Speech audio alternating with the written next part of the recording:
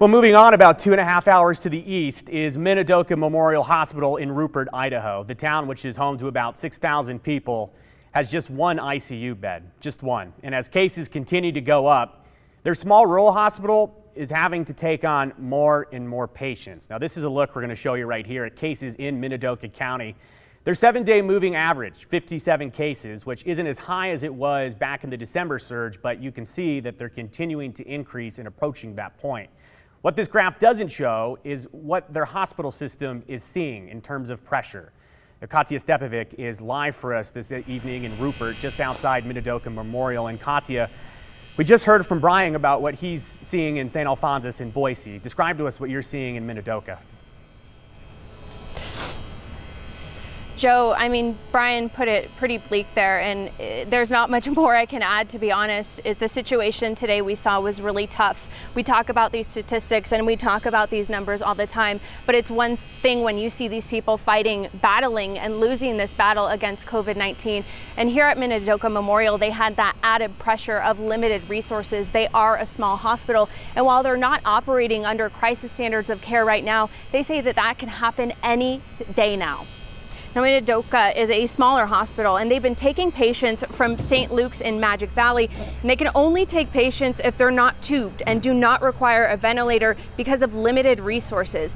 Every day, the emergency waiting room is flooded with people because they only have 7 ER beds and 1 ICU bed, just one single ICU bed, with only a couple COVID rooms left to take new patients.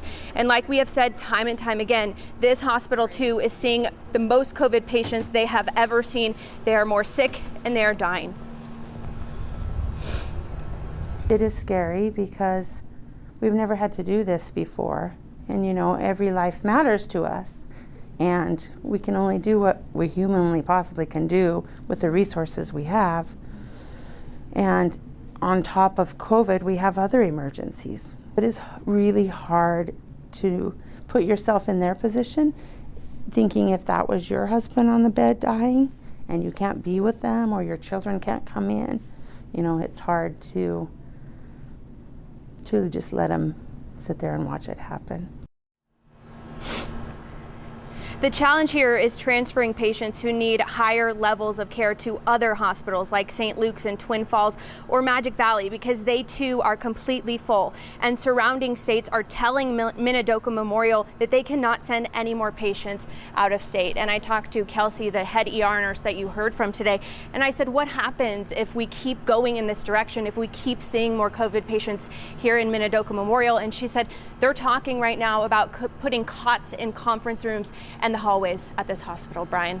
Joe. Katya, I got a real quick question for you. I know with some of our rural hospitals in the beginning of the pandemic, there was concerns about visitation. They just didn't have the space to have families to come in and safely meet with people. Has that been addressed? Has things changed in Minidoka?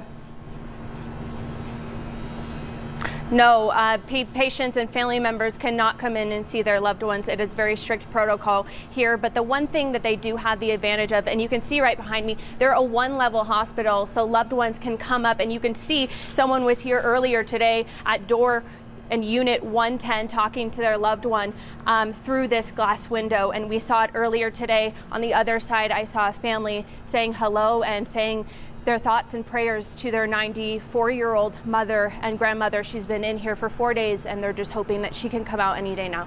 So this is real, and it's really, really tough to see. That's Katya Stepovic reporting live in Minidoka. Thank you, Katya.